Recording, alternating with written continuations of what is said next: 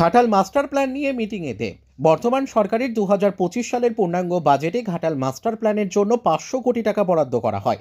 বৈঠক শেষে সংবাদ মাধ্যমের মুখোমুখি হয়ে ঘাটালের সাংসদ তথা অভিনেতা দীপক অধিকারী ঘাটাল মাস্টার প্ল্যানে বাজেটের বরাদ্দ নিয়ে বলেন, আমি তো খুশি, আপনারা খুশি তো? মুখ্যমন্ত্রী মমতা বন্দ্যোপাধ্যায় ঘাটালবাসীর স্বপ্ন পূরণ করার জন্য রাজ্য বাজেটে 500 কোটি টাকা বরাদ্দ করেছে ঘাটাল মাস্টার প্ল্যান রূপায়ণের কাজে। দেব আরও বলেন, দীর্ঘদিন ধরে অনেকগুলি রাজনৈতিক দলের সরকার এবং অনেক এমপি চেষ্টা করেছেন ঘাটাল মাস্টার প্ল্যান রূপায়ণ করার, তবে তারা কোনোভাবে হয়তো করে উঠতে পারেননি। আমি এবং আমার দল তথা রাজ্য সরকার চেষ্টা করেছি এই প্রকল্প রূপায়ণ করার। ব্যুরো রিপোর্ট, সত্যের সন্ধানে কেশপুর। তাদের কি কি ভাবনা চিন্তা চলছে। কেউ ভাবছে এখান থেকে নদী কেটে গেলে এখানে যদি বন্যা না হয়ে যায়, যেখানে বন্যা হচ্ছে না। তো সেই সমস্ত ইস্যুগুলোকে আমরা দেখছি এবং তার জবাব সেটা যে কারো ক্ষতি হবে না এই ঘাটাল মাস্টার প্ল্যানটা নিয়ে, সেইটা আমাদের কমিটি মেম্বারদেরকে বোঝানো হচ্ছে এবং তারা কাল থেকে আবার মাঠে নামবে এবং যে যে জিনিসগুলো যেখানে যেখানে আটকে আছে মানুষের সঙ্গে কথা বলে সেই জিনিসগুলো সমাধান করার চেষ্টা করবে। দাদা, বিরোধীরা অভিযোগ করছে 1 ইঞ্চি এখনো জমি অধিগ্রহণ হয়নি এই ঘাটাল মাস্টার প্ল্যান নিয়ে, তাহলে মাস্টার প্ল্যানটা হবে কি করে? বিরোধী মানে কি? বিজেপি।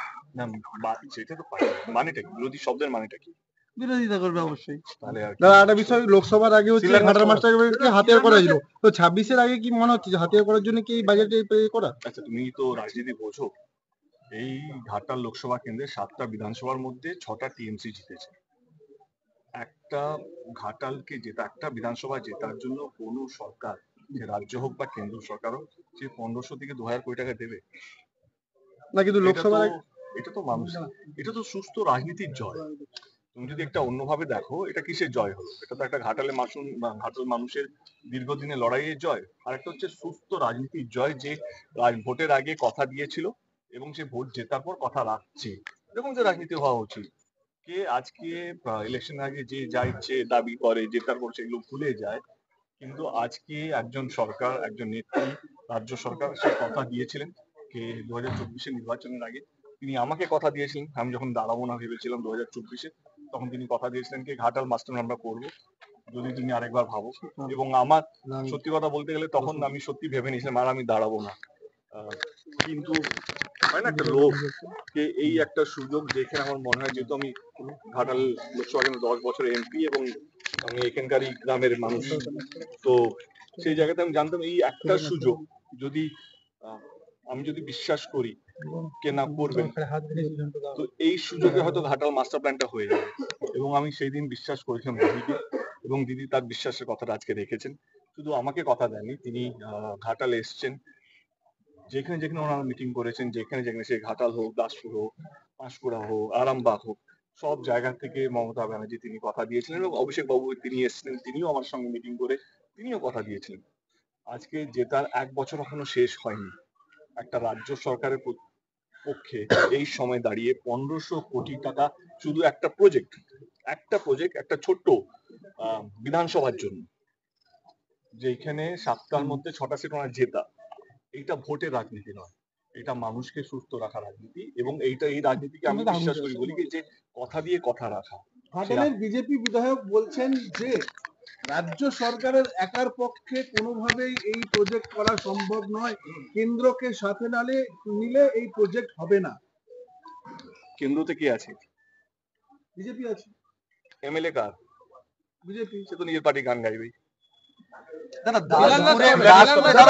দাসপুরে মহা মিছিলের ডাক দিয়েছে নতুন করে চন্দ্রেশ্বরের খাল খনন বিরোধী কমিটি, তারা জমি দিতে নারাজ, সেই একটা মহা মিছিলের ডাক দিয়েছে 2-3 দিনের মধ্যে। কি বলবো? যদি কোনো নন পলিটিক্যাল মুভমেন্ট থাকে আমরা সেটাকে সাধুবাদ জানাবো।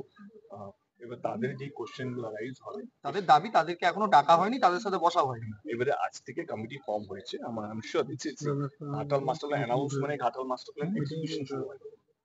আমাদের একটা কমিটি ফর্ম হয়েছে, কমিটির মধ্যে কি কি ডিপিআর হবে, কোথা থেকে রুট হবে, রুট ম্যাপ গুলো রেডি হয়েছে, কি কি কাজ হবে, কোথায় সুয়েজ হবে, কোথায় পাম্পিং স্টেশন হবে, কোথায় খালকে খাল কাটাই হবে বা কোথায় নতুন করে নদী কাটাই হবে। এই প্রসেস গুলোই 6 মাস লেগে গেছে। এবারে আমাদের এক্সিকিউশন কাজ শুরু হবে। সেইখানে প্রত্যেকটা কৃষকদের কাছে যাদের জমিন আছে, তাদের কাছে যোগাযোগ করা, তাদের গ্রামে যাওয়া, তাদের বাড়িতে যাওয়া এবং তাদেরকে বোঝানো কেন আমাদেরকে এই রুটটাকেই নিতে হলো এবং তাদের যে ভয়টাকে এখান থেকে নদী গেলে যে যেখানে বন্যা হয় না সেখানে বন্যা না হয়ে যায়। তো তাদেরকে বোঝানোকে প্রত্যেক কটা নদীতে আমরা সুয়েজ একটা গেট করছি কি সেটা পুরোপুরি কন্ট্রোলে থাকবে ইরিগেশন ডিপার্টমেন্টে। অতিরিক্ত যতটুকু জল যেটা বন্যা না হবে, যাতে বন্যা যাতে না হয় ততটুকুই জল ছাড়া হবে ওই সুইচ থেকে, ওই গেটটা থেকে। আদারওয়াইজ আমার মনে হয় কি দেখো এখনো অব্দি মানুষের কাছে আমরা পৌঁছই, কারণ ইটস এ হিউজ প্রজেক্ট। এটা আমাদেরকে সবাইকে বুঝতে হবে। এই প্রজেক্টটাকে রেডি করতে গেলে আমাদের সবাইকে, আমাদের টিমকে যারা কমিটির মধ্যে তাদেরকে পড়াশোনা করাতে হচ্ছে, তাদেরকে শেখাতে হচ্ছে যে আমরা কিভাবে প্রেজেন্টেশন রাখবো, কিভাবে মানুষকে বোঝাবো। মানুষের 1000টা প্রশ্ন থাকতে পারে কিন্তু আমাদের 5000টা উত্তর নিয়ে যেতে হবে তাদের কাছে। এই 5000টা উত্তর কি কি হতে পারে, কি কি অ্যাঙ্গেল দিয়ে আমাদের কাছে প্রশ্ন আসতে পারে, সেগুলোর জন্য একটা প্রিপারেশন টাইম লাগে। আমার মনে হয় কি আজকের দিন অবধি সেই প্রিপারেশন টাইমটা আমরা নিয়েছি। কাল থেকে আমাদের যে কমিটি বা সাব কমিটি আছে, যেটা কেশপুর বলো, চন্দ্রকোনা বলো, পূর্ব মেদিনীপুর অব্দি, তারা কাল থেকে মানুষের সঙ্গে যোগাযোগ শুরু করবেন এবং যে মানুষগুলো কি কি, যেটা তুমি বললেন আন্দোলনে নেমেছে, আমরাও তাদের সঙ্গে যোগাযোগ করবো কি তাদের মাথায় কি চলছে, তারা কি ভাবনা চিন্তা করছেন, তাদের কি কি ভয় যে এইটা হলে এইটা হবে, সেই সমস্ত জবাব নিয়ে আমরা তাদের কাছে পৌঁছবো। দাদা বিরোধীরা